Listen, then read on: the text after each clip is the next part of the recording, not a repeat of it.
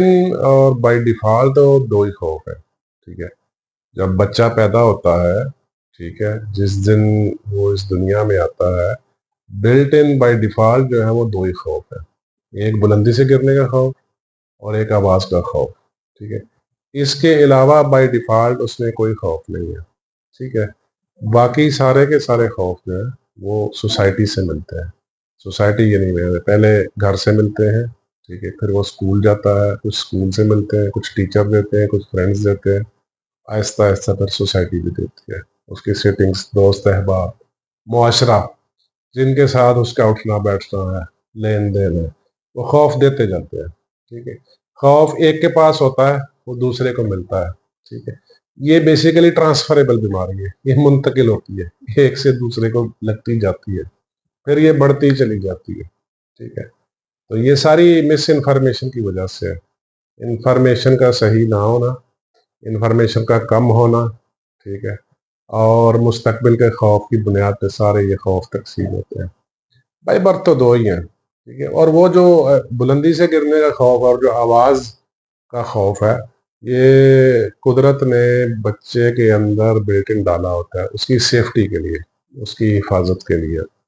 کیونکہ دیکھیں ایک بچہ ہے چھوٹا ہے، وہ چل نہیں سکتا، ٹھیک ہے، تو ڈیفینیٹلی اس میں بلندی کا خوف بائی ڈیفالٹ ڈالا ہے، کیونکہ دیکھیں خدا نخواستہ کوئی بھی مصیبت پریشانی آتی ہے، یا تو اس میں آواز ہوگی بچے کے لیے یا اس کے لیے گرنا ہوگا، تو یہ بائی ڈیفالٹ اس لیے رکھے گئے ہیں، ٹھیک ہے۔ تو باقی تو سارے سوسائٹی دیتی ہے، سب معاشرہ تقسیم کر رہا ہے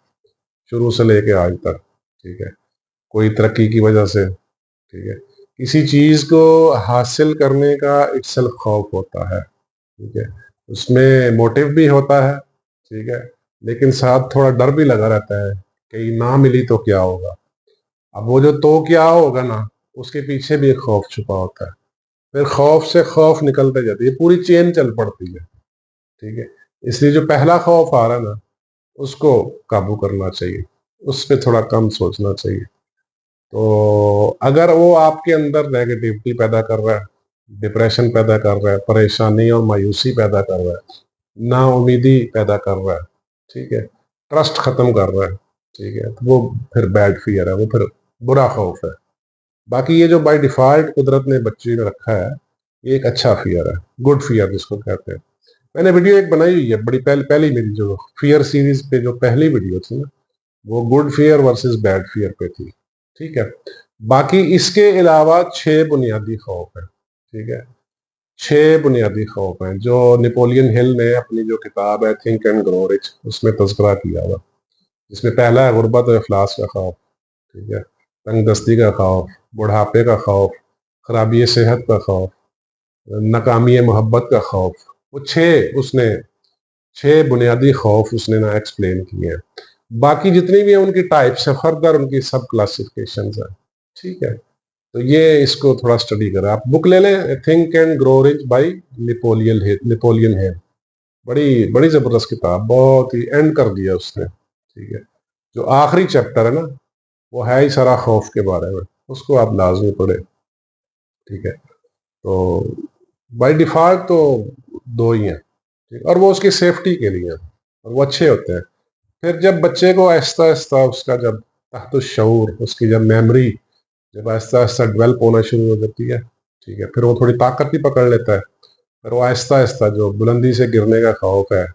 یا آواز کا خوف، کیونکہ اس کو خود کی پھر زبان بھی قدرت عطا کر دیتی ہے، خود بھی بولنا شروع کر دے، اس میں تھوڑی طاقت آ جاتی ہے،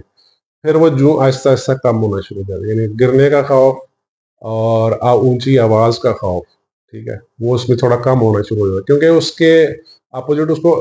پاور ملتی ہے، طاقت ملنا شروع ہو جاتی ہے، تب یہ کام ہو، اور پھر باقی سوسائٹی اپنا رول پلے کرتا ہے، شروع کر دیتی ہے، بس پھر اپنی اپنی دوڑ ہے،